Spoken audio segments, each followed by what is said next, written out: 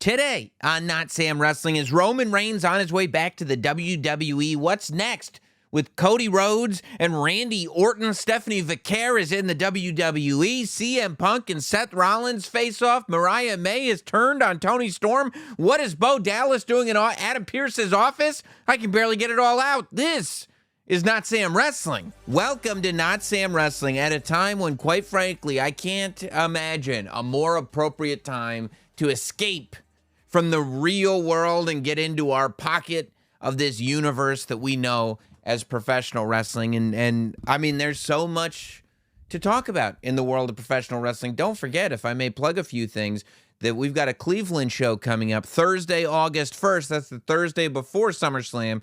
Notsam Wrestling will be live in Cleveland. You can be there too at Hilarities Comedy Club in Cleveland, Ohio, Thursday, August 1st. 7:30 p.m. showtime. You can get tickets at notsam.com. You can also get merch at notsam.com only until Wednesday of this week.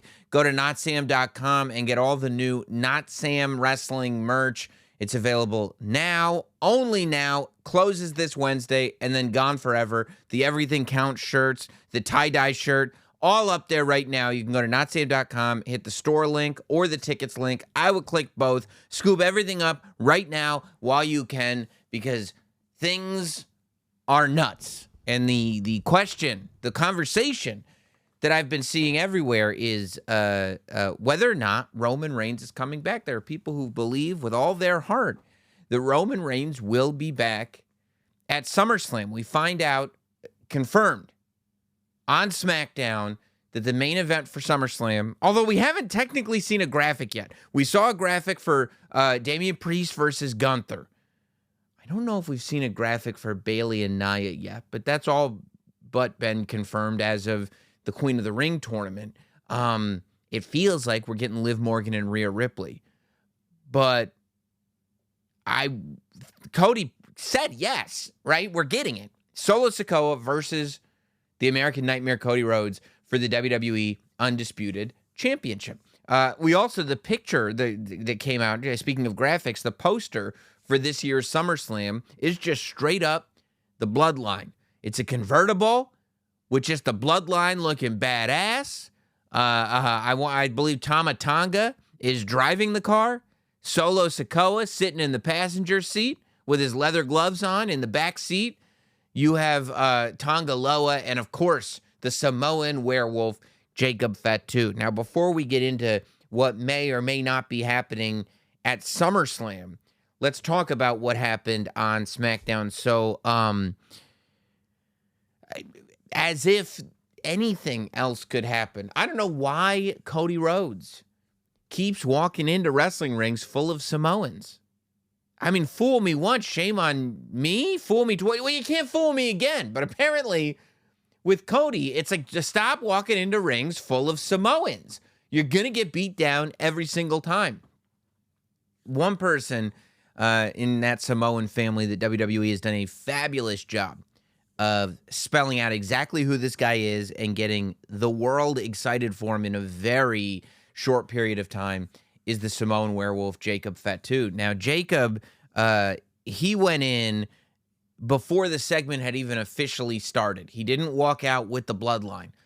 While the tag teams that were in the match prior to that segment were still in the ring. Baby faces, heels, didn't matter. Grayson Waller and Austin Theory lose in their rematch to DIY. But Jacob Fatu comes in and just clears house. Doesn't care who's in front of them. They are getting run over, and they are getting run over in a scary way. Jacob Fatu is incredible to watch because he is the evolution of how the Samoan monster has been portrayed in the WWE since the 1970s. I mean, going back to Afa and Sika, the wild Samoans, then going forward to the head shrinkers, to Umaga, now today, Jacob Fatu, except Jacob Fatu does it in an evolved way, a more realistic way, a less cartoony way, and a far more athletic way. In a world where, number one, wrestling fans, I think now more than ever, know what a real fight looks like.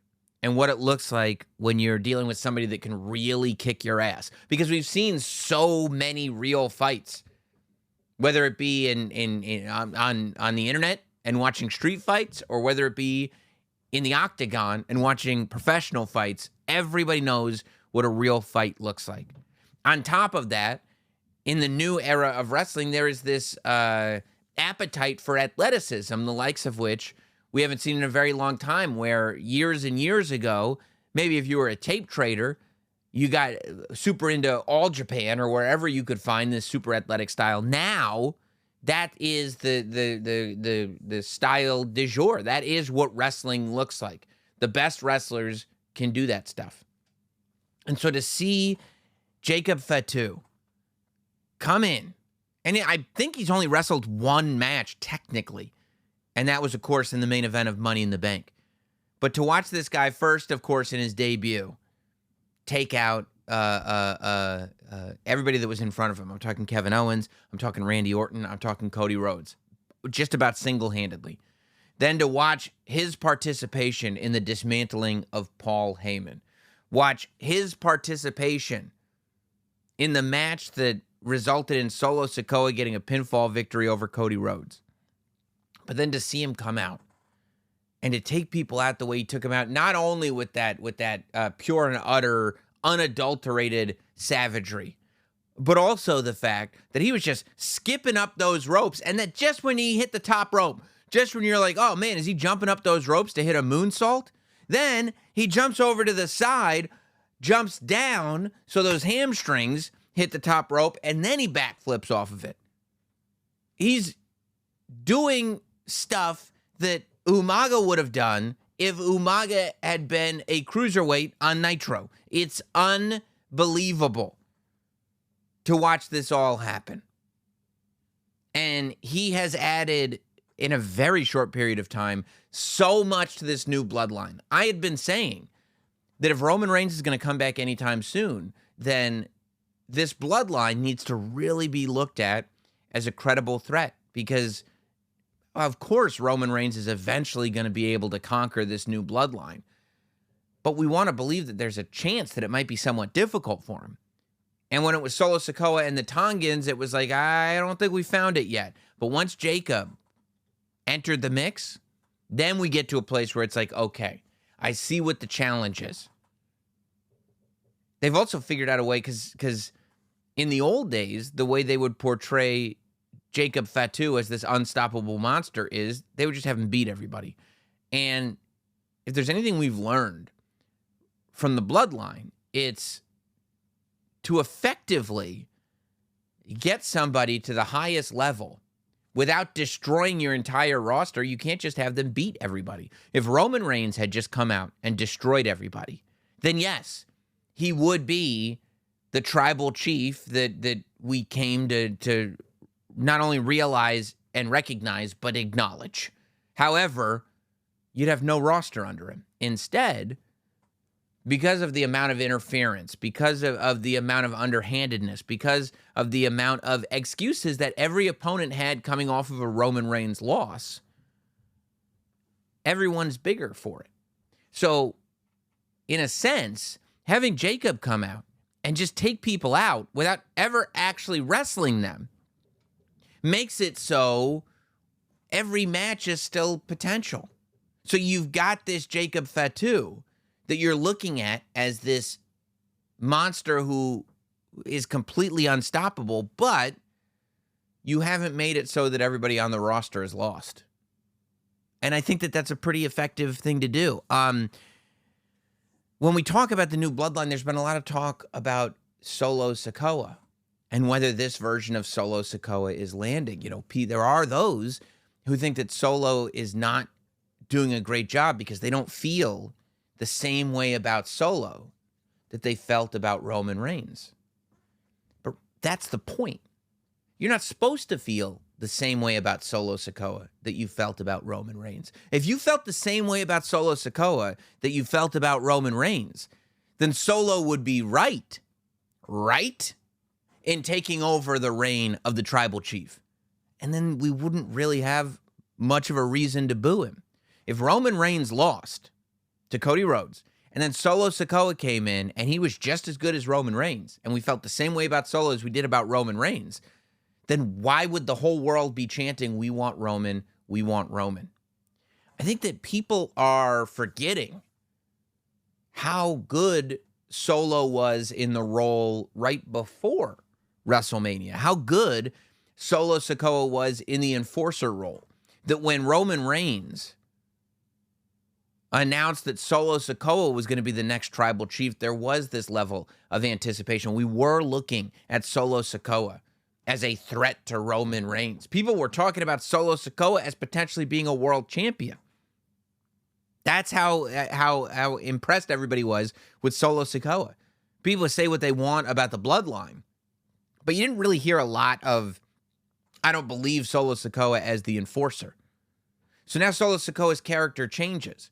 And what he can't be anymore is the cool enforcer. Instead, he's got to, number one, be the leader of this new bloodline, but number two, be an actual villain.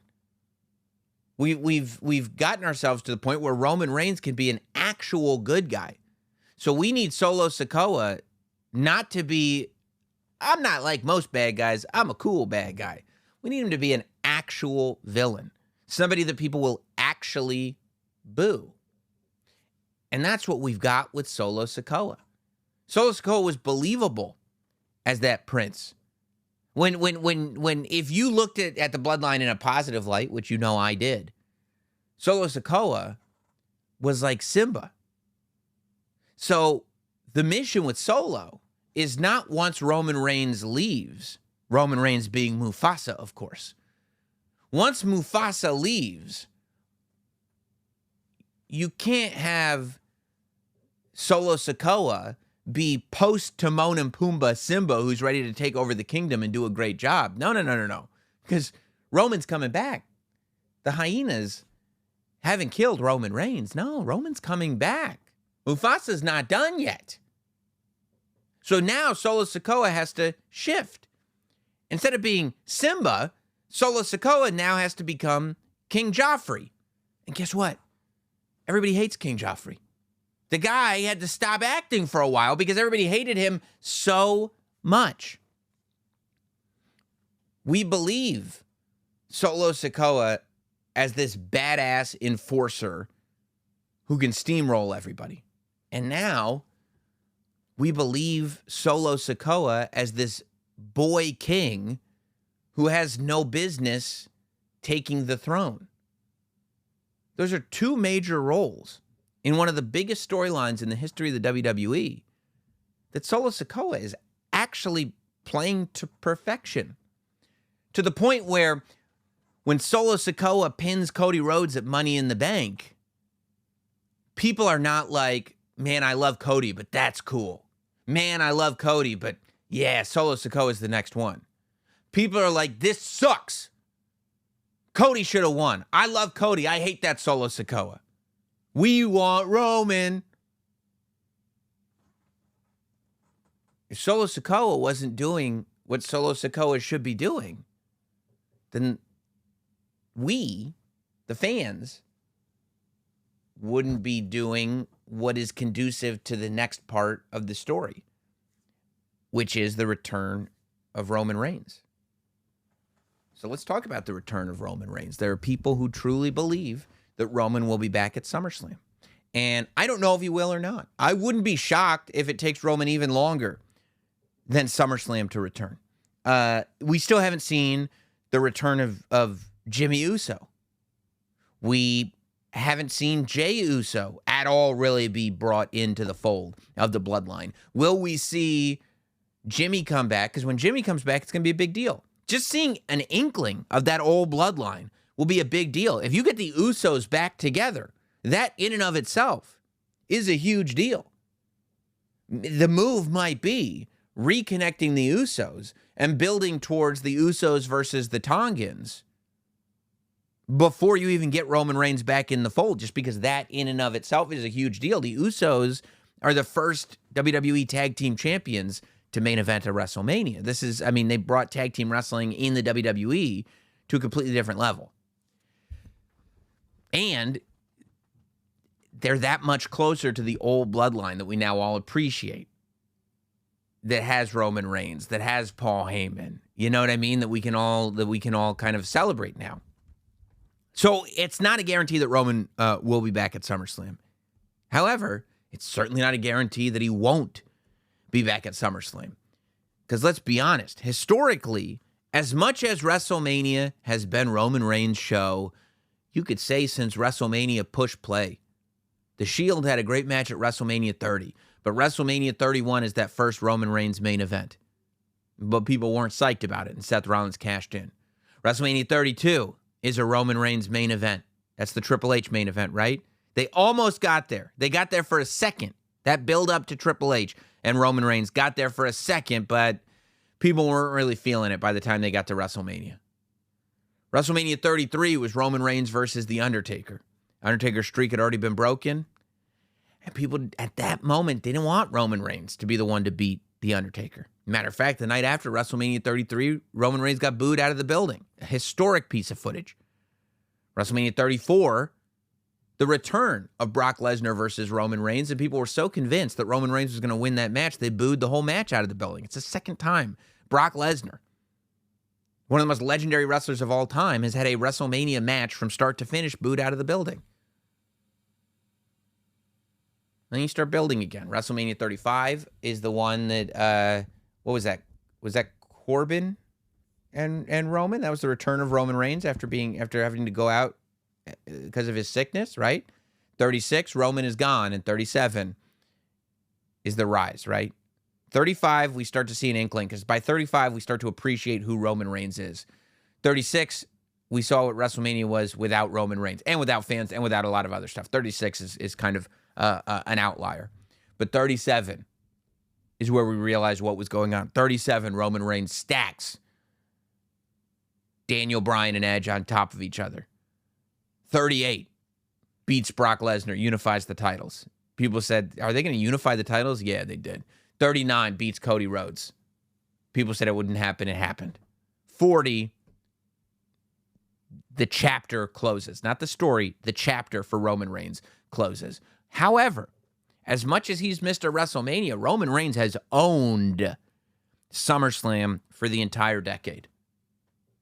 Literally starting in 2020.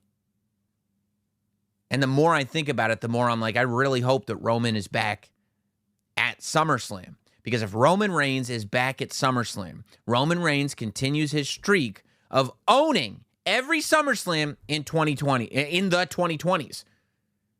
SummerSlam 2020, Roman Reigns returns. And a week later, becomes the champion. SummerSlam 2021, Roman Reigns versus a returning John Cena, and then Brock Lesnar returns. SummerSlam 2022, Roman Reigns versus Brock Lesnar. Brock Lesnar tips the ring over. Still not enough, by the way, to beat Roman Reigns. SummerSlam 2023, Jey Uso versus Roman Reigns. This is when the bloodline has been taken to heights that no story has gone before. And now we get to 2024. So we've got the return. We've got John Cena.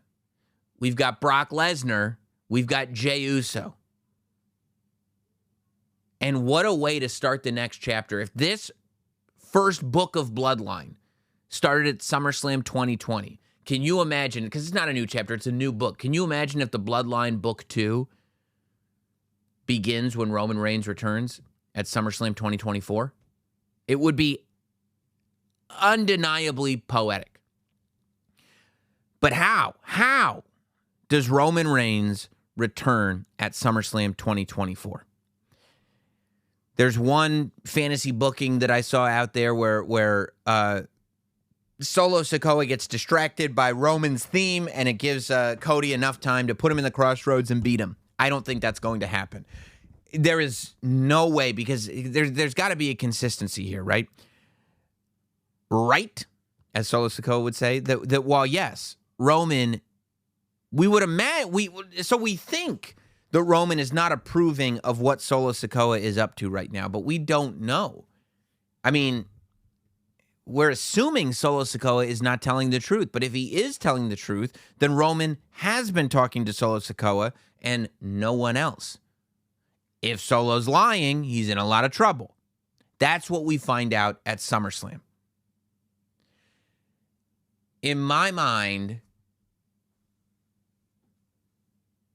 Roman Reigns does not help Cody Rhodes. Because no matter how he feels about Solo Sikoa, even if he truly, truly disapproves of everything Solo Sikoa has done in Roman's absence, Cody is still the one who ended Roman's streak.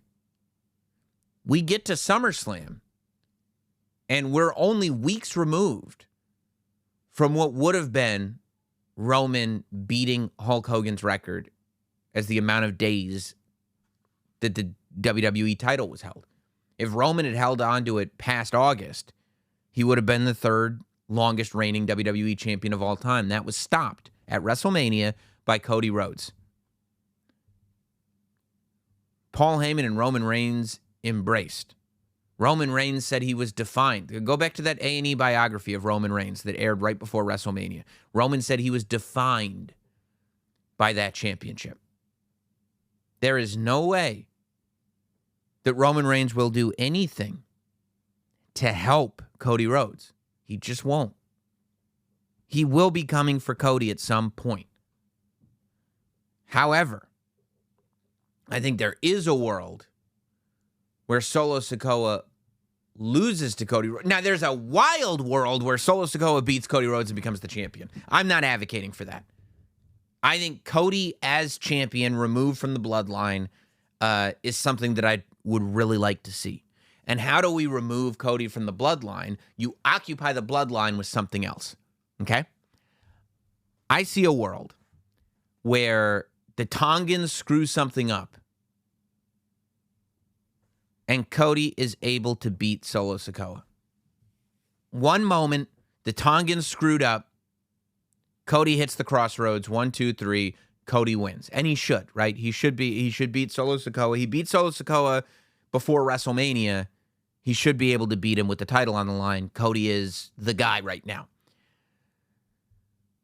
So I think Cody wins, and then Cody exits, right? And you can follow Cody as he leaves the ring, and you can have your closing shot of SummerSlam be Cody holding up the title, right?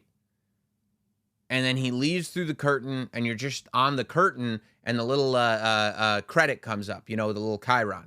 SummerSlam, copyright, 2024. Then Roman's music hits.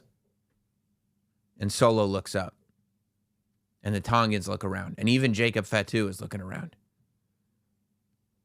And Roman comes to the ring and just stares down Solo Sikoa. And that is where we end SummerSlam. Solo loses. Cody gets his whole celebration. Cody and Roman do not interact at all. Their lives exist separately. And then Roman stares down Solo Sikoa. And then we move forward with Roman Reigns and the bloodline. And maybe then the Usos can come back. And maybe Paul Heyman comes back at some point after that. You know what I mean? Oh, who knows? They're now, we're getting into the weeds. Now you want me to start building and building and building to the point where that, I'm not going to build that far because that block may not happen. You know what I mean? But that's how I think. If I were to have Roman Reigns return at SummerSlam, that's how I would get it done.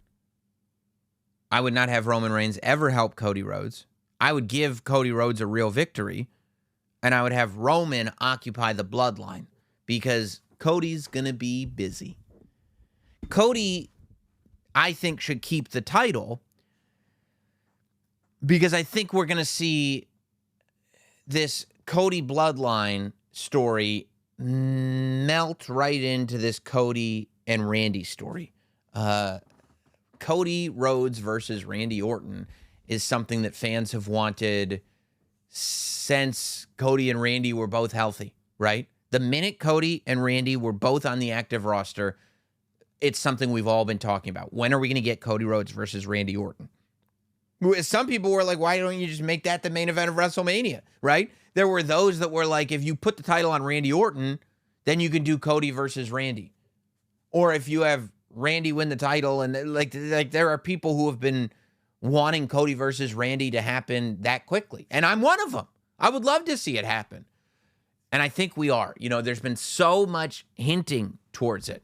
With every time there's an interaction between Cody Rhodes and Randy Orton, Randy's just staring at the title, and Cody is cutting these promos, and he's saying things like, I should be defending the title. Randy turns around. Randy wants the title. And the idea of anybody else winning it from Cody, the match that everybody wants to see is Cody Rhodes versus Randy Orton in 2024 or in 2025, whenever you can get it done. But I would imagine in 2024. And I think that you'll see one story kind of molding into the other. And that's because once the Bloodline is over here trying to work out what the Bloodline is trying to work out, what do you do with Cody Rhodes? Boom. Randy Orton is built right into it. There was this amazing promo segment on SmackDown where Cody and Randy were sitting next to each other. And the championship was in between them. And for once in his entire career, Randy Orton is proclaiming his loyalty. He's telling Cody, I'm always going to have your back. I'm going to have your back no matter what. I've got your back against the Bloodline. And Randy says that everything comes to an end. And when your story with the Bloodline comes to an end, I'll still have your back. Because there's going to be everybody in that locker room is going to be trying to get that title, and I'm going to have your back. I think that the key to that promo was not everybody's going to be coming for your title. The key to that promo was not, I'm going to have your back. The key phrase in the Randy Orton, Cody Rhodes segment was, everything comes to an end. Randy Orton, there's just something about the way Randy Orton says and does everything, that everything has meaning, and there's a haunting quality to a lot of it. And Randy saying, everything comes to an end. You're going, are you giving me advice, or are you threatening me right now? I think Randy Orton was saying everything comes to an end because he was talking about Cody's title reign. Everything comes to an end, and Randy is going to be the one responsible for ending Cody's title reign. I think that this is how this summer kind of works itself out. And I don't know if we'll get Cody versus Randy as soon as Bash in Berlin, because what do we have? We have Bash in Berlin in the end of August. We have Bad Blood in September. I would imagine there's going to be a pay-per-view in October, and then you got Survivor Series in November. There's no way we can wait all the way to Survivor Series, I don't think, for Randy versus Cody. But that's one of those matches, right? I think that when you're looking at the top players on SmackDown right now, Roman Reigns wrestling again is going to be a mega attraction. You're not going to do that at the next pay-per-view, or maybe you will. But I think the idea of having Roman and Solo over here and Randy Orton and Cody Rhodes over there gives you so much to work with on SmackDown that you've got main events ready to plug in as you need them. You don't need this to happen. You don't need to blow through it. WWE does a tremendous job these days of pacing these things out very deliberately. So I think that that's what you're going to see with both Randy and Cody and with Roman and the Bloodline. I think that the ultimate thing is Roman Reigns versus Solo Sikoa. But Roman Reigns versus Jacob Fatu is, to some people, maybe even more compelling. So to have both of those matches in the Bloodline thing, as well as Cody and Randy, and who knows where Kevin Owens shapes up into that. You know what I mean? Like, is it crazy to believe that Randy and Kevin Owens both turn? I think that when you look at the lineup, you've got two compelling matches there. Randy Orton versus Cody Rhodes and Kevin Owens versus Cody Rhodes are both extremely compelling. And maybe the idea is, if you have Kevin Owens turn on Randy Orton, and Kevin Owens is one of those guys that can turn on anybody. I mean, he's made a career out of it. Kevin Owens can turn on Randy Orton. And maybe this is how you push the Randy Orton match down the line even further. And this is how Randy Orton can pay off his promise of having Cody Rhodes' back. That maybe post SummerSlam, after the Solo Sikoa thing is done, just as you think you're ready to push forward on Randy Orton and Cody Rhodes, Kevin Owens turns on Randy Orton. And then he attacks Cody Rhodes. And you go, why would Kevin Owens turn on Randy Orton? And Kevin Owens turns on Randy Orton because Kevin Owens, his whole gimmick is that he watches the show. Kevin Owens' whole thing has always been that he sees the things that we see. He makes references to what is happening on the show. He watches all the segments the same way we watch all the segments. So if anybody on that roster has seen the way Randy Orton is consistently looking at that championship, has seen the way that Randy Orton has foreshadowed the fact that he is going to go after Cody Rhodes' championship, if anyone has seen that, it's Kevin Owens. So what if Kevin Owens turns on Randy Orton because he knows Randy Orton is going to go for that title and he's the one who wants to beat Cody Rhodes? And now Randy Orton proves that he has Cody Rhodes back by helping Cody in this rivalry with Kevin Owens. And we get to see this villainous Kevin Owens. We get to see this bloodthirsty Kevin Owens. We get to see this ruthless version of Kevin Owens. And it's better to do it now because Kevin Owens and Sami Zayn are on two separate brands. So you don't even have to deal with that fallout at all. You turn Kevin Owens heel, and then just as you're getting on the other side of that, that's when Randy goes, I think it's my turn, Cody. And Randy doesn't have to turn heel, by the way. Randy versus Cody, you don't have to make Randy an ultimate villain again, especially if you just made Kevin Owens an ultimate villain. And it's been a while since Kevin Owens was a really great, bad guy. But there's not that many people that are better at being a bad guy than Kevin Owens. I would probably turn Kevin Owens first. Give Kevin Owens the fall. Once Cody is wrapped up with Kevin Owens, maybe even do a little Kevin Owens versus Randy Orton action, unless you're going to do that on the way to Cody Rhodes. But then have Randy going I think it's my turn. And that is a way that you get to Survivor Series with Randy Orton versus Cody Rhodes. And then if you want to turn Randy Orton, you could do a thing where Randy Orton and Cody Rhodes are peers and friends and have respect for each other and just have this great wrestling match. And then Cody Rhodes beats Randy Orton, and that's when Randy turns on Cody Rhodes. Because theoretically, I mean, if you look at it on paper, you could go Kevin Owens, you could do friend versus friend match between Randy Orton and Cody Rhodes. Randy turns on Cody. Now you've got you got bad guy versus good guy, Randy Orton versus Cody Rhodes. That's going to lead you into January right there already. And that's when the final boss returns. So Kevin Owens, Randy Orton, The Rock, and that carries Cody Rhodes all the way to WrestleMania. I'm just saying, they're all possibilities. And another thing, we talk about stories kind of melting into each other, one story turning into the next story. And we're seeing that on Monday Night Raw, too. We're seeing that with CM Punk. So CM Punk shows up on Raw, fully acknowledging that Drew McIntyre is not there. Now, we haven't gotten the confirmation that CM Punk is cleared yet. That hasn't been said at all. But with Drew McIntyre suspended, CM Punk comes out to talk about why he did to Drew what he did to Drew. And realistically, when it comes to just Drew McIntyre, CM Punk is justified in his actions from a storyline perspective. CM Punk cites the fact that he said, as long as there is air in my lungs, Drew McIntyre will never be the champion. So the fact that Drew McIntyre had the opportunity to be the champion, he had to put a stop to it. He's made a promise.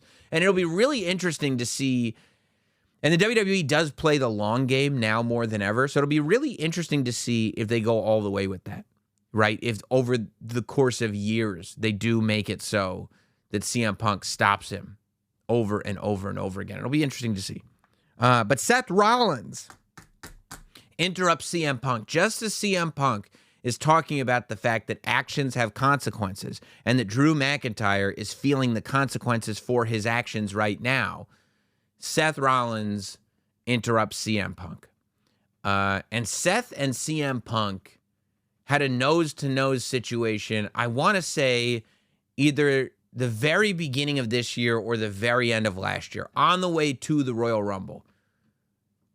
When CM Punk was back in the WWE, they had a nose-to-nose confrontation. And I remember I think we did an emergency podcast about it. I know there's a video of it because it was just one of those, I think that's the one that I said started to feel almost like Hogan Warrior. Like there was something really special about that face-off, which is even more amazing to look at how compelling this Drew McIntyre CM Punk story is when we were all on board for Seth Rollins versus CM Punk. And I think we got reminded of that when Seth Rollins, again, went face-to-face with CM Punk on Raw. And CM Punk brought up the last time that they were face-to-face in a ring, and he said that that was the last time that he would tolerate Seth Rollins speaking to him in a disrespectful way. And he did say that when they were together, and it was really interesting because when he said that, my mind did flash back to that first interaction that the two had. And it really is mind-boggling how much has happened with CM Punk in the WWE. I mean, especially since he's only had one match, and it was the Royal Rumble. You know, he had those 2 live event matches. I was lucky enough to see one. He faced Dominic at Madison Square Garden in December, and then also, I want to say at the Forum. I want to say that that's where the LA live event was, but he had those 2 live event matches. But in terms of televised matches, he only wrestled in the Royal Rumble and then went out with an injury. But I don't think I've seen storyline progress with somebody who is injured as well with CM Punk since maybe Stone Cold Steve Austin. Stone Cold Steve Austin, and I could be wrong. You could remind me of something. You could leave it in comments or whatever. But Stone Cold Steve Austin is probably the last wrestler that I remember going out with an injury and still being on TV regularly and telling a story regularly. I mean, that's really, after he went out with an injury, is where the McMahon-Austin feud was planted, right? That was when Stone Cold Steve Austin started putting his hands on people who didn't have hands put on them. That's when he stunned Sergeant Slaughter, when Sergeant Slaughter was the commissioner. That hadn't happened. Who's next? He stuns good old JR. People were not putting their hands on JR. He stuns JR. And the buildup was, is he going to get Vince? Is he going to get Vince? Is he going to get Vince? And then that night at Madison Square Garden, he stuns Vince McMahon, and we are off to the races for years after that. But when CM Punk said that the last time they faced off, he said that that was the last time he would accept disrespect from Seth Rollins, I was like, oh yeah. Remember when CM Punk was just kind of finding his legs in the WWE? Remember when we were all just kind of figuring out what CM Punk would look like in a modern day WWE? And when the haters were saying that, you know, oh, he'll be gone basically by now. And it's like, not only is CM Punk not gone, he has found such an amazing spot in the WWE. Like CM Punk fits into this version of WWE like a glove. It's been unbelievable to see. I mean, he's been so compelling and quite frankly brought out the best in Drew McIntyre and in Seth Rollins as well. This idea of who CM Punk is and the blending of storyline and reality that CM Punk does differently from just about anybody else and does consistently more so than just about anybody else is what makes CM Punk remarkable. I mean, Seth Rollins pointing out, I understand that you're like mad at Drew McIntyre, but you totally screwed me over. Like you put your nose, you handled your business, but you stomped all over my business in doing it. And Punk almost didn't even realize it. He even said at one point he was blind with rage. But the idea that CM Punk, the character, didn't realize that in getting his revenge on Drew McIntyre, he completely screws up a world title match. He completely screws things up for Damian Priest. Even though Damian Priest retained the title, it's not how he wanted to retain the title. He completely screws things up for Seth Rollins and Damian Priest, but he really doesn't care. And then you go back to this narrative that CM Punk is described as being a selfish guy, that CM Punk is only looking out for his best interest. Are we talking about CM Punk, the real person, or are we talking about CM Punk, the character? I don't know. That's that weird gray area. And what's interesting about that is even though they're not positive traits, that gray area and CM Punk living there, CM Punk living in a hybrid of reality and storyline that is always marred with controversy, is what makes CM Punk CM Punk, is what makes CM Punk popular, is what makes CM Punk compelling, is what makes us get excited when Cult of Personality comes on. So this idea that Seth Rollins is carrying the same energy that he had at Survivor Series when Punk returned, when people did not know if Seth Rollins was playing a role or if Seth Rollins was really pissed, or maybe if there's a combination of the two. Fact is, people felt the same way about Drew McIntyre storming off at the end of the match. Is he actually pissed, or is his character pissed? People still have that conversation. CM Punk, even in his apology, and again, this is an in-character apology, but is it in character? Like, he's trying to apologize to Seth Rollins, but he's insulting him and brings up his daughter's name. And Seth's whole demeanor changes. Coming off of this, Punk is not on the show next week, they say, but Drew McIntyre will be on the show next week, and that's when Adam Pearce is going to be able to determine whether or not Drew McIntyre can do business. Adam Pearce, by the way, the level of victim blaming that Adam Pearce has been doing has been insane, and we'll talk about that in a moment. But I would say that the key to this whole thing was Seth Rollins saying that the minute CM Punk is cleared, he says actions have consequences. CM Punk is saying, I am justified in doing what I am doing to Drew McIntyre because actions have consequences. Seth Rollins is saying, okay, well, by that same logic, I'm justified in doing what I'm going to do because actions have consequences. You did something to Drew McIntyre as a consequence to what Drew McIntyre, but in doing that, you affected me, and now that action has a consequence. And Seth Rollins says that the minute that you are cleared, I'm going to make sure that I snap your arm again before you even have a chance to get your hands on Drew McIntyre. So the same way that Drew took something away from Punk, so now Punk is taking away from Drew. Well, Punk, in a quest to take something away from Drew, also took something away from Seth. So now Seth needs his pound of flesh and is taking something away from Punk. Well, what do you take away from Punk? Drew already took his bracelet. He doesn't have a championship. So what does Punk want more than anything else in the world right now? He wants revenge against Drew McIntyre. And now Seth Rollins is saying, I'm going to make sure that that doesn't happen. We all thought this was a very clear path that we're going to get, that this all just leads to CM Punk versus Drew McIntyre, and then eventually maybe gets to a Hell in a Cell at Bad Blood. And it still could. But Seth Rollins has made it clear. He's not going to allow it to happen. So now where are we going? Because Seth also doesn't have any other specific story, you know? Damian Priest did say, I'll give you another shot after I beat Gunther. I don't think Damian Priest is going to beat Gunther, but regardless, that isn't business until after SummerSlam anyway. Beyond that, Seth doesn't have any other story or any other opponent. So what does that mean? I think it means that Seth is somehow intertwined in this Drew McIntyre thing, and maybe it's not quite as clean as we once thought it was. But you know, I talked about I talked about the fact that Adam Pearce, the general manager of Raw, has been victim blaming up and down.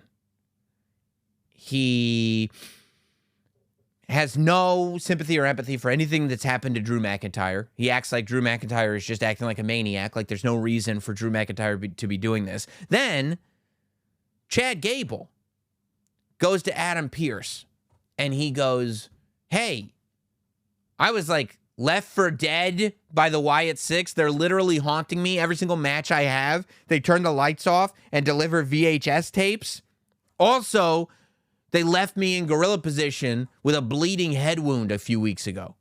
What are you doing about it? And Adam Pearce goes, well, you know, maybe you brought that upon yourself. Did you ever think about that? What type of way is that to lead a roster? Chad Gable is the victim of this group, and you're going to blame the victim? You're going to sit there and go, well, maybe if you weren't so mean to people, they wouldn't have attacked you.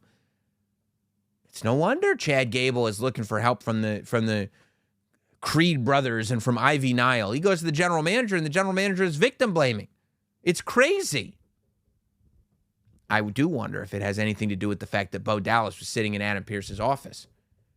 On Raw, we get another amazing video, another amazing VHS tape, the kind of culmination of the Bo Dallas Uncle Howdy interviews. And they come together and they explain, you know, what they're all about. But then, and I think that this was an important move, because I think that in order for the Wyatt Six to really work and really click in, they have to be a part of the Monday Night Raw environment. It can't be this thing that's happening over here. It has to be something that interacts with the show, because that's where the stakes lie. That's where the investment lies. Otherwise, it's just this cool other thing. And I think that it's one thing to see the VHS tapes, which are amazing, right? And the interviews are amazing, but it's like, is this its own show? Or does this have the same stakes that we're used to on Monday Night Raw?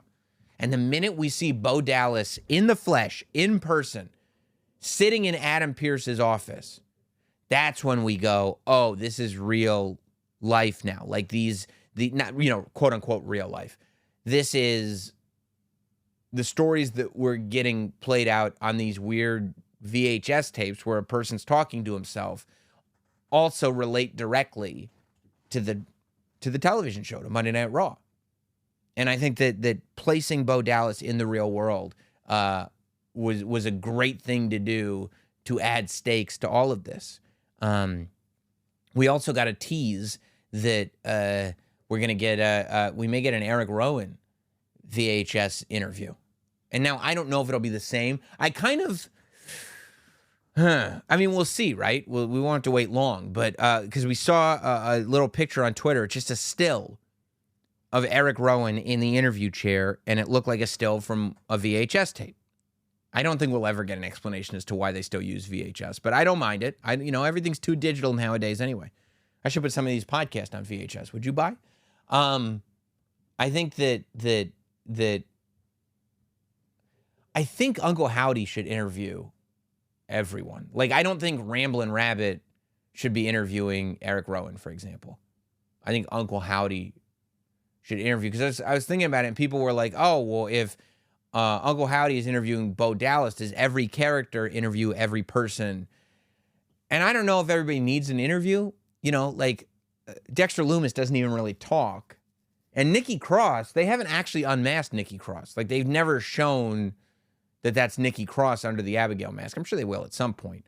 But you could have Uncle Howdy interviewing each person to kind of show how they connect. But I just feel like Bo Dallas and Eric Rowan connect so deeply into the Bray universe that I don't know if the others would be as effective, but I'm interested in seeing it. I mean, look, they haven't struck out yet. They haven't even come close. All they've been doing is hitting home runs. So I'm very anxious to see it. I'm very excited. I hope we not only get the Eric Rowan tape, but I hope we get some answers. That's what people should be asking Adam Pearce. Yo, what was up with Bo Dallas in your office anyway, by the way? What's going on with that? And what happened to the security? Because they kept getting laid out, you stopped hiring them? Answer for that, Pearce. Well, we had a hell of an ending to AEW Dynamite this week. So we know, speaking of cards, we know that going into All In London, that going to Wembley, you're getting Swerve versus Bryan Danielson, which is huge. And I think it's going to be a tremendous match.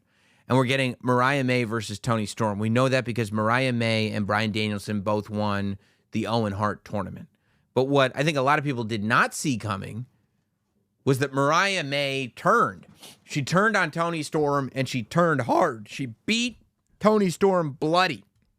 And this Toni Storm character has been one of the best character arcs that AEW, certainly maybe the best one that they've done, that they're doing right now, and one of the best of all time. Like, Toni Storm's character arc is right up there with MJF's character arc. It's a different deal, but it's still, like, amazing. And so Mariah May, who I think is incredible, like, I think Mariah May is, like, one of the unsung heroes of that promotion right now. Mariah May turning on Toni Storm, and not only turning on her, but beating her bloody. And the fact that, like, Toni Storm uses that, like, pale makeup, it made the blood pop out even more. I like that they're realizing that Toni Storm is such a clear babyface that there's no reason to even try to make her a heel, and let's instead make Mariah May super heel, Toni Storm super babyface. And I think if Toni Storm's able to get a victory over Mariah May, that's the move. The reaction that she's going to get from however many tens of thousands are in Wembley Stadium is going to be enormous. It'll be interesting to see how they convey the seriousness of this rivalry with the Toni Storm character. I think they absolutely can, because I think Toni Storm has historically done a really good job of weaving in and out, right? And she's really found her spot as somebody who's able to do this ridiculous character but still have these great matches. So I think that'll work. I would imagine we're getting Britt Baker, DMD, versus Mercedes at All In. And that's another one where it's like we've cleared it right up. I thought that their segment was really, really good on Dynamite, Mercedes and Britt Baker's. Mercedes, like, now being the full-on runaway villain is perfect for Mercedes. I think people are going to really be able to sink their teeth into this character. I think that the way this evolves is Mercedes needs to grow an entourage, right? I think that the way you stretch this out, because you still have about 6 weeks until All In. So I think that the way you stretch this out is Britt Baker going, like, I'm ready for the match now. And what's Mercedes said the last 2 weeks? You're not getting a match. And so Britt Baker, I think, is going to have to win a couple matches. And this is something that MJF has done a couple of times, where it's like you put obstacles in the way. And I don't think you have to do it exactly like that. But I do think that Mercedes needs to start rolling with her own private security. I think that Mercedes needs to have her own entourage. I think that Mercedes, like, celebrating in the ring by herself. I don't think she should be celebrating by herself. I think there should be hanger-oners everywhere. These people who are overpaid and are have egos that are through the roof, which I would imagine is what this character is evolving into with Mercedes. Always have hanger-oners everywhere. I think Mercedes should have, as I said, her own security group around her all the time. I think Mercedes should have a publicist. I think Mercedes should have everyone around her all the time. Just people. A makeup artist that follows her around all the time. I think that it can only add and lean all the way in to this perception that some have. And I think that if that perception gets leaned into and she becomes that level of a villain, I think it'll be great. And I think that people will, like, tune into everything she does if she's that level of a villain. You got a huge Dynamite this week, too. It's Dynamite 250. And you're doing Mercedes Moné versus Nyla Rose, which, Mercedes in action, it's a big deal. Swerve versus Okada, which I feel like is one of those matches. Like, I guess Swerve mentioned Okada in his promo, where he's mentioning a lot of people. I would have thought that they were going to do Swerve versus Danielson at All In and then Swerve versus Okada at All Out. But they're doing Swerve versus Okada on Dynamite. And then Ospreay versus MJF is happening on Dynamite as well. I got to believe that this is going to have a screwy finish. And you're still going to do Will Ospreay versus MJF at All In. But I don't know. I'm interested to see, though. That's a huge, huge card for Dynamite this week. Massive. And I hope things pick up strong with MJF versus Ospreay. Maybe, I don't know, maybe Daniel Garcia is going to come back for All In, but I feel like they'll do a screwy finish and then do Ospreay versus MJF at All In. They just don't do a lot of screwy finishes in AEW.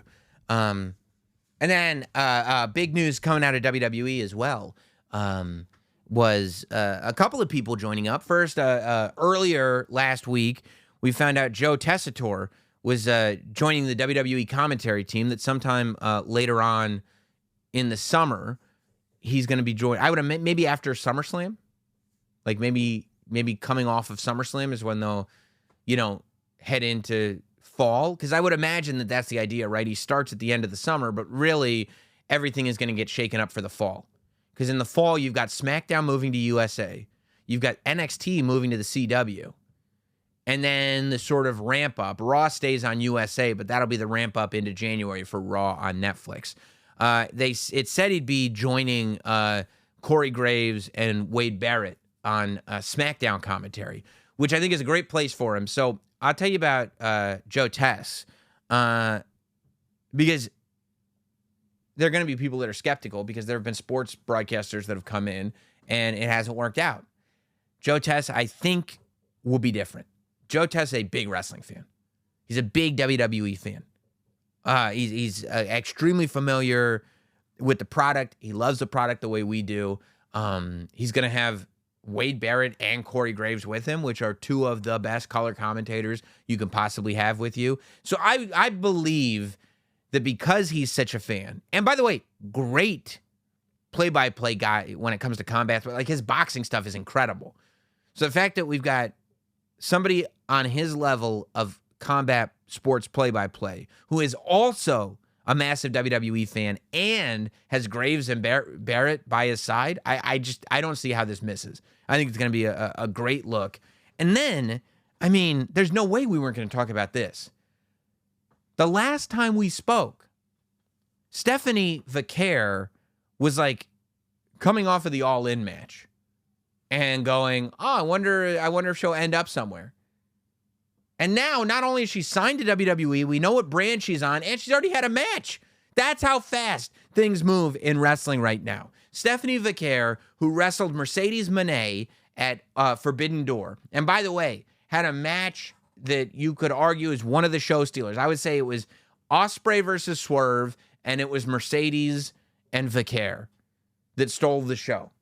And if you didn't watch that show or you didn't see that match or whatever, go back and watch that match. If you're confused as to why people are making such a big deal out of this signing, go watch that match. Because that match, as much as, she had already done so much, she walked in as a champion in CMLL. She had a championship already in New Japan. Like, if you watch professional wrestling internationally, you know who this person is. But a lot of people were not as familiar with her work. But if you watched Forbidden Door, oh my God, that match was incredible. And she was incredible. I saw her immediately and I was like, she needs to get scooped up by one of these American companies yesterday. And she did.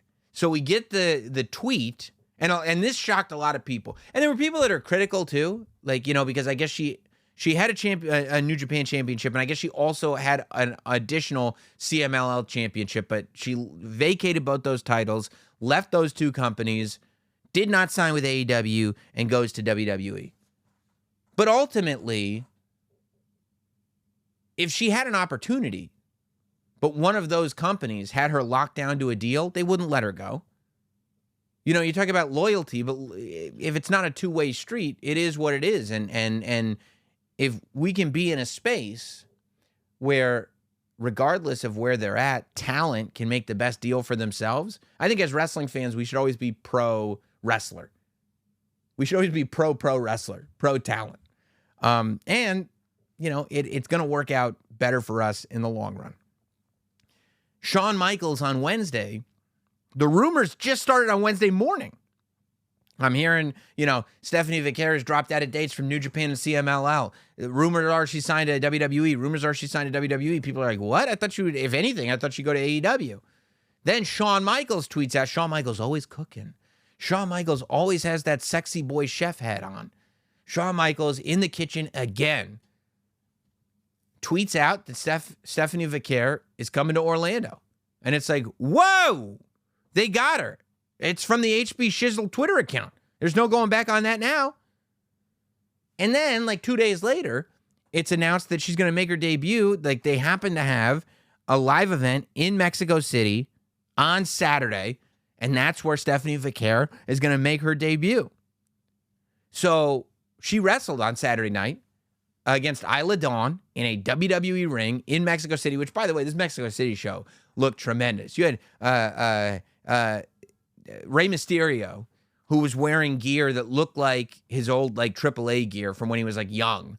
You know, with, like, the pink, with the, like, if you have his action figure, his first action figure, and he's wearing those pink tights with the designs on them, his tights kind of look like that, which was awesome. Bayley had amazing gear made with a mask that she wore to the ring and everything by, the connections keep growing, Lince Dorado from Lucha House Party, who made Bayley like the craziest Mexico City gear I've ever seen. It looked awesome.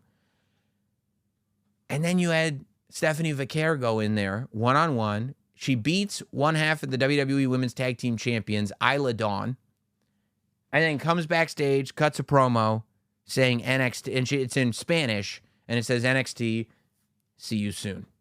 Now, there wasn't, first of all, that confirms that she's coming to NXT first, which I assumed would be true because Shawn Michaels tweeted it out. But I also would have to believe, I guess because she's already so capable and because there's already so much buzz and she was just on pay-per-view, I would imagine she'll hit TV pretty soon. I would imagine Roxanne Perez will have an opponent coming pretty quickly, unless there's somebody else that they can put her with who's going to, you know, be the speed bump on her way to Roxanne Perez. But NXT, I think, is also realizing, like, look, we're going to the CW. Like, this is a third brand. This is developmental, and it's a third brand. They shifted it. It was just a third brand. And then they said, no, we're going 2.0. It's just developmental. They finally found that footing where it's like, it's developmental and it's a third brand. We're going to do things like have TNA talent come in. We're going to get free agents like All Ego Ethan Page coming in and Stephanie Vaquer coming in. But we're also going to get people ready and create stars like Braun Breaker and Carmelo Hayes and Trick Williams and get them up to the main roster. And by the way, feed you a women's division that is going to knock your socks off. So Shawn Michaels has really created something amazing down there, and I think that this will be a great addition. But I also think what's really cool now is that Stephanie Vaquer is somebody who has pretty much made her name in CMLL. She's Chilean. She's not Mexican. She's Chilean. But I want to say 10 years ago, she moved from Chile to Mexico to, you know, start to really, you know, kick off her career and become a big star in Mexico, which she has. She also tried out for the WWE years and years ago and didn't make it in. So being in the WWE is something she's wanted to do for a long time.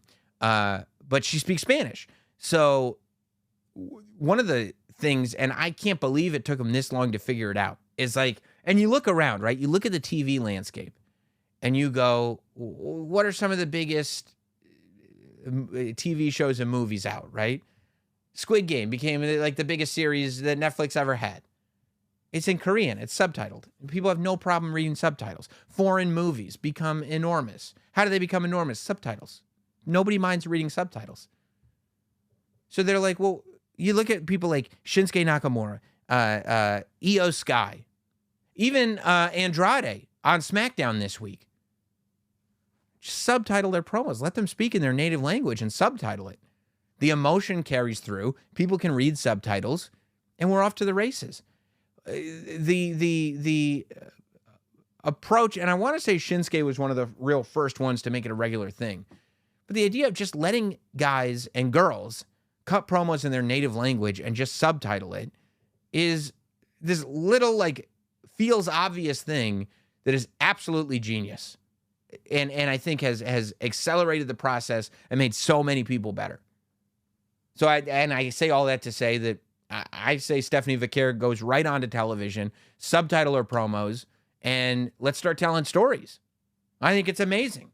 And speaking of telling stories, by the way, before we get to emails, I did want to say that it's weird, and maybe this is just coming across on my feeds, but there are people who, for whatever reason, as we look at the John Cena retirement tour, and this John Cena retirement tour has been a big talk. CM Punk brought it up in his promo on Monday Night Raw. Everybody's got theories about John Cena and his last match and everything, but when they're talking about John Cena's last match, there are some people who have read into this that John Cena is going to have his last match at WrestleMania 41, and then he's going to continue on with the WWE after that. That is not the case. That is not what John Cena has said. John Cena has said he is going to wrestle between 30 and 40 dates, maybe even more, starting in January 2025, going all the way to December of 2025. And then after he's done in December of 2025, he'll stay on with WWE in a non-wrestling role. So I was having a conversation with somebody, and they said, well, who does John Cena wrestle at Survivor Series? And it should be in Boston, right, in 2025. And I said, why do you think it should be in Boston? They said, well, it would be John Cena's last match. I said, John Cena's wrestling till December. And they go, well, his last PLE match. I said, no, not in my opinion. And I might have mentioned this last week, but I think that for John Cena's final match, it should be its own premium live event. I think that in 2025, there should be a December PLE. It should be Survivor Series in November. And then in December of 2025, go to Boston, to TD Bank or wherever, and put on a premium live event called John Cena's last match. And that's the whole, I mean, why wouldn't you? If anybody deserves their own PLE, it's John Cena. I think that December of 2025, John Cena's last match should be its own premium live event. And the main event of that premium live event should be John Cena versus Randy Orton. And that should be the end. We've got a full year. John Cena in the Rumble, John Cena in the Chamber, John Cena at WrestleMania. At some point, John Cena wins the title. John Cena loses the title by October. End of October, beginning of November, the countdown begins to when John Cena's last match is, and that countdown ends at the December pay-per-view in Boston, John Cena's last match, John Cena versus Randy Orton. That's my thought. I'm interested in what your thoughts are. Email me, notsamwrestling@gmail.com. Send all your thoughts, opinions, whatever, to notsamwrestling@gmail.com. You can also leave your opinions in the YouTube comments if you subscribe to our YouTube channel, youtube.com/notsamwrestling. Of course, every podcast goes up in full on the YouTube channel, as well as every podcast is available in audio formats and on Apple, Spotify, the SiriusXM app, everywhere you get podcasts. Make sure you're subscribed in audio. Make sure that you rate and review. Make sure you're subscribed on video. Make sure that you like and leave comments. Also, go to notsam.com. Check out that merch page by clicking on the store. That will only be up for a few more days. And get your tickets to our live podcast in Cleveland, Ohio, Summerslam weekend, Thursday night, 7:30 p.m., August 1st. Hilarities in Cleveland. Guests, conversation. It'll be great. You can go to notsam.com and click on tickets for that. Let's go to our emails. Let's go to Avik. This says, you will love this idea for Dom. Okay, Avik, I like you. We've met before. It's been pleasant. But that's very forward of you. He writes, hey, Sam, what's the haps from London? How about this? SummerSlam SummerSlam ladder match, Rhea versus Liv for the title and the custody of Dom. This better not be the idea. This is literally the idea that we've talked about. This is the idea that, I mean, after I had the idea, every podcaster had this idea. During the match, Tiffany cashes in. Okay, all right. Tiffany cashes in, wins the title, and Dom is forced to be with her. I know Tiff is on SmackDown, but how good would that be? I just don't know about the execution of it. I don't hate it, but like, would Tiffany want that? Who was forced here? Is Dom like, I don't want to go with Tiff. First of all, why would Liv and Rhea be fighting for Dom at this point? And secondly, why, like, is Tiffany trying to get Dom and Dom doesn't want to go? Or is Tiffany stuck with Dom and Dom likes it? I don't know. It's very complicated. I'm not saying it has no merit, but we did do a whole podcast about an emergency podcast this week about Rhea Ripley and Dominic Mysterio. If you're wondering why we're not covering that here, it's because we covered it on the emergency podcast. Sarah writes in, Sam, I hope you're doing well. With Rhea coming back Monday night to open the show and following the rules of not Sam, with Rhea coming back on Monday Night Raw, she didn't open the show, she closed the show. But if you're saying she might open this week, I don't know. And following the rules of not Sam of watching the product, we all know she's going to challenge Liv for the title. Oh, maybe they announced she's going to open the show. Okay, sorry. Do you think there's going to be any stipulation, such as if Rhea loses, she will leave Judgment Day? I ask because we know Rhea won't win the title back right away, and per reputable sources such as PW Insider, Rhea is listed internally as a babyface, and the rest of the Judgment Day is heels. What do you think happens if any stipulation is on the match besides custody of Dom ladder match? Also, please see the attachment of a funny meme of people saying this will be Dom on Monday giving flowers and a puppy to Rhea like Eddie did with Chyna. Let's see. Oh, yeah. We remember Eddie Guerrero giving the flowers and the puppy to Chyna.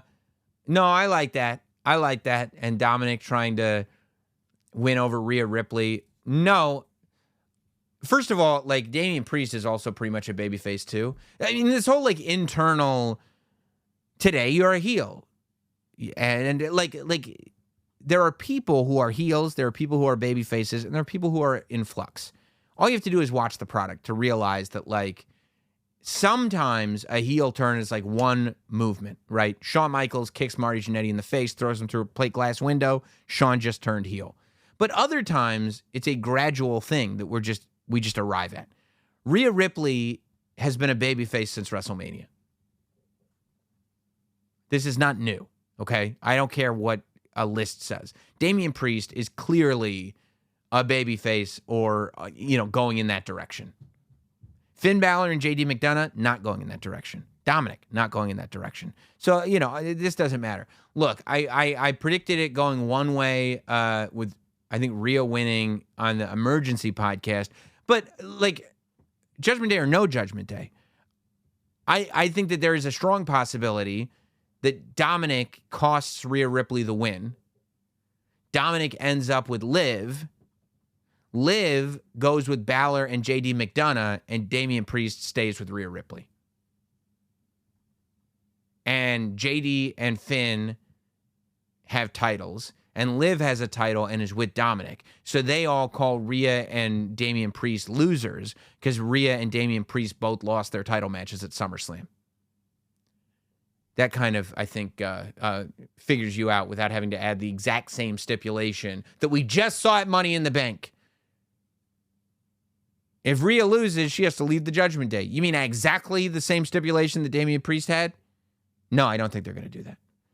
I think Damian stays with Rhea Ripley after they both lose, and the Judgment Day that either all have titles or are Dominic Mysterio laugh at them. Let's see. This comes from Josh. I know you might roast it. Well, then why'd you write the email? But I'd like your take on a possible double cash-in event. What? Hypothetically, if a winner held on to the briefcase all year long and if the dates don't overlap, oh my God, would you be against seeing 2 men's or 2 women's Money in the Bank holders? Yes, of course I would. It'd be so dumb. Obviously, storyline would have to be rock solid for something like this to take place. You'd also only have weeks, if that. But imagine the earth-rattling pop of seeing the 2026 winner cash in just for the 2025 winner after everyone thought the case would have been. Yeah, I mean, it's fine. For this to work, I personally feel like the 2025 winner would have to be a heel, someone that could slowly build momentum throughout the year, but with a heel champion never cashes in, could even be a friend. Then the night of the 2026 Money in the Bank, well, why wouldn't you already have a 2024 winner that's a heel. Why would you wait until 2025? Why don't you just do this in 2025? Then the 2020, like, you are really planning a lot for one single moment. This is a lot of work to put in to just eradicate the briefcases just for the sake of doing it. Like, technically, I see that mathematically, because you could argue that the briefcase is held for 365 days, technically, you could do this. But just because you can do something doesn't mean you should do something. If we get into a scenario where, oh, this might make sense, because then what you have to do is you have to have somebody have a briefcase for an entire year, which sucks. People who hold on to the briefcase too long, it becomes a hindrance. Nobody, like Damian Priest, people were getting tired of already. Tiffany Stratton has already teased cashing in her briefcase twice. She teased it on SmackDown, then she teased it again at the Mexico City live event. Like, holding onto the briefcase for a year is a really long time. You can't do anything, and people get sick of it. Austin Theory held on to it for too long. Damian Priest, had he not cashed in at WrestleMania in that moment, people were already rumbling that he had held on to it for too long. So the idea of holding the briefcase for an entire year, you're not going to build momentum. And then cashing it in on the same night that the 2026 winner cashes it in, now you've weighted somebody down for an entire year with the briefcase. You've wiped out the new briefcase, just so for 30 seconds you could have two briefcase holders. You tell me if it's worth it. Chris writes in, Sam, first off, I would like to say that I've been a wrestling fan since the early 90s. Okay, well, good for you. I've been a little longer, so. But fell off around the mid-2000s. Okay, I never fell off. Okay, you probably started, what, dating? What, you got cool for a while? Not me. And I've been fully invested since around the pandemic. You got back into it during the pandemic? I mean, look, it was the one new thing on television. And have made your show part of my new full-time experience. Great work. I appreciate that, Chris. I am the GOAT, after all. Now, for me to speculate wildly is important. Don't forget, everything counts. In regards to this Bloodline situation, I'd like your take. I'm going to give it to you. I have this feeling that it's going to be revealed at some point that The Rock is behind the new Solo Sikoa faction of the Bloodline, and he's the one that puts this whole thing together behind the scenes. Roman will return to take back his throne until The Rock makes the big reveal that he was disgusted at Roman for losing at WrestleMania. He's the real head of the table, leading to the ultimate showdown against the final boss, possibly even a War Games match where Jimmy and... Nope. I know Rock gunning for Cody, but I think the family business comes first. No, you're like rushing. You're rushing all of this. Like, they've had this slow cook on this new Bloodline from WrestleMania to SummerSlam. And now you want The Rock to not only come back, reveal himself as the greater power, and be in a War Games match all by November of this year. Rock's not wrestling again until WrestleMania. I mean, he might, but I wouldn't put any... I don't want any fantasy bookings of The Rock before WrestleMania. He's probably not wrestling until WrestleMania. I think he's wrestling Cody at WrestleMania. I mean, I think that let the Roman stuff play out a little bit, and then you could have the Monday after WrestleMania, the Bloodline come out to take their throne, and then The Rock comes out. You know how, like, after WrestleMania 40, The Rock came out to tease Cody. WrestleMania 41 is Rock versus Cody. The night after WrestleMania is when you can start to do this reveal of The Rock being the higher power or whatever, and have The Rock come out and start teasing to Roman Reigns. So that way we get WrestleMania 40 is the tag match. WrestleMania 41 is Cody versus Rock. WrestleMania 42 is Rock versus Roman. That's kind of where I stay. Caden writes in, Sam, hope you had a great Money in the Bank weekend. That was last weekend. And it was great, but it was last weekend. I just wanted to ask you about the WWE TNA crossover. And I wanted to pitch you one to see if you think it could work with R-Truth's current character in WWE being a little messed up in the head. Do you think R-Truth could somehow mention Joe Hendry in a promo and he appears, but Joe Hendry makes a music video, a song that may have subliminal messages, and then he hypnotizes R-Truth to think he's Ron Killings, and then he's asked where 3 Live Crew is, and then he mistakes The Miz and Dominic Mysterio for Conan, and then Miz goes to TNA to challenge Joe Hendry to avenge R-Truth, and in the process, R-Truth corners Miz, and Joe Hendry has another song, but he will only play it if Miz beats him, so he does, and then R-Truth is no longer as messed up in the head. That's a real email that I just got. I want you to know that. Like, a lot of you are probably thinking, oh, Sam's doing a bit. I really just got that email and read it. That came from a human being. Appreciate the email, by the way. Let's go to Rob. Big fan here with a couple questions.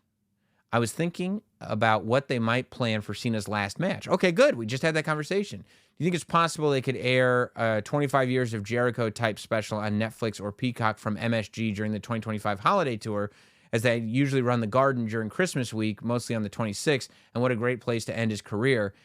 I agree Orton would be a good choice for his final match. If not Orton, who would be realistically available and would you consider? Miz, maybe. Are you going to do an interview with Jinder when he's at WrestlePro in September? Ooh, a la your Cody interview back in the day. Appreciate all your hard work. Rob, I didn't realize Jinder would be at WrestlePro in September, so thank you very much for the email. I am absolutely going to look into doing an interview with Jinder while he's at WrestlePro in September. I would say that usually on the holiday tour, they do Boston right after the Garden. Boston is usually New York and Boston on that holiday tour. So I would take your idea and just say do it at the Boston show and make that your premium live event, as I said before. Orton is obviously my pick. If not Orton, that may be where you do Punk. Let's see. Let's do a funner one, though. Because, if Punk beats Cena in his last match, it's like, okay, like, did Punk really get a rub from that? Miz is somebody for sure. But somebody who I like as much. You could do Cody. You could do Cody versus Cena and maybe avoid doing Cody versus Cena throughout the whole year. And then finally end with Cody versus Cena. That might be the way to go. That's for Cena's last match. That might be the way to go. Cody versus Cena. Cody wins. I don't mind that. Let's see. Skipping this one. Arsh writes, I know you're busy making sure this didn't get buried. This could be an awesome... no. This is some pitch email. The captain writes in, who do you think wins round 1 at SummerSlam, Drew or Punk? Bonus question, who wins between the podcast tribal chief, Sam Roberts, or podcast American Nightmare, Dave LaGreca? Or is it the podcast Viper, CVV? Wow. Chris Van Vliet, I think, is in a different division because he's strictly interviews, right? I think...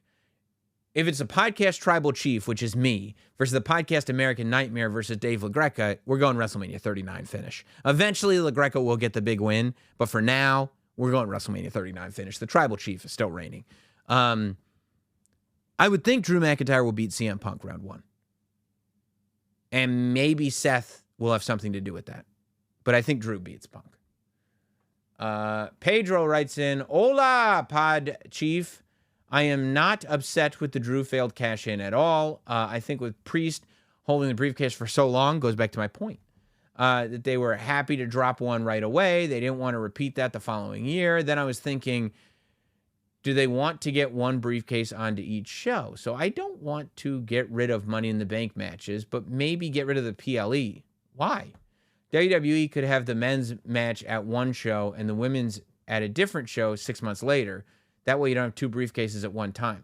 Maybe after someone cashed in the contract. I don't know. I think you're overthinking it. You know, I think that Money in the Bank is a pretty... It's a PLE that people look forward to. It makes sense that it be its own PLE. Like, circumstances don't lead to a Money in the Bank match. You would have it at WrestleMania every year, but like Hell in a Cell should not be its own PLE because circumstances lead to a Hell in a Cell match. But because circumstances do not lead to a Money in the Bank match, and people like the Money in the Bank, I think it should be its own pay-per-view.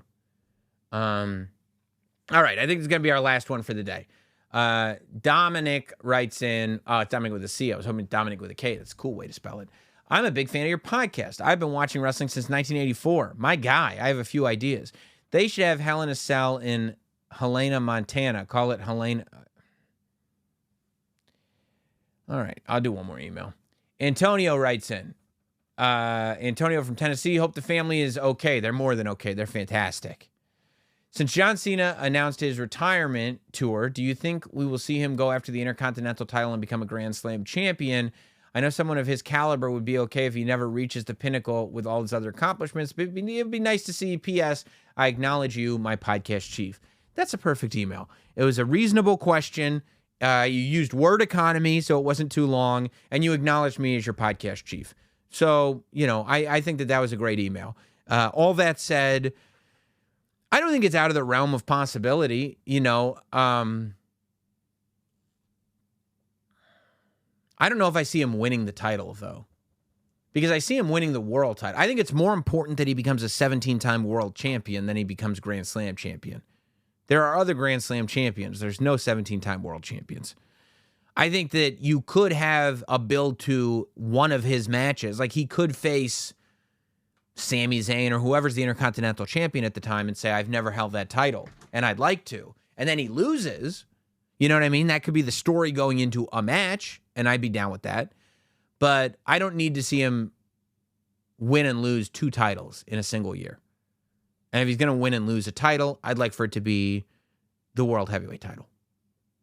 And then a whole thing is made of him becoming the 17-time world champion. I think that's the direction that I would go in. I appreciate all of you coming in this direction, the Not Sam Wrestling direction. Hopefully, you're headed in a different direction. That's Cleveland, Ohio, August 1st.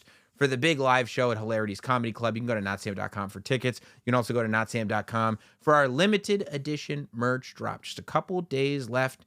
Hopefully you get there in time and you can get the Everything Counts t-shirt. You can get the tie-dye t-shirt. And of course, that blue Not Sam Wrestling tank for the summer because the suns are out, which means the guns are out. We'll see you next time here on Not Sam Wrestling.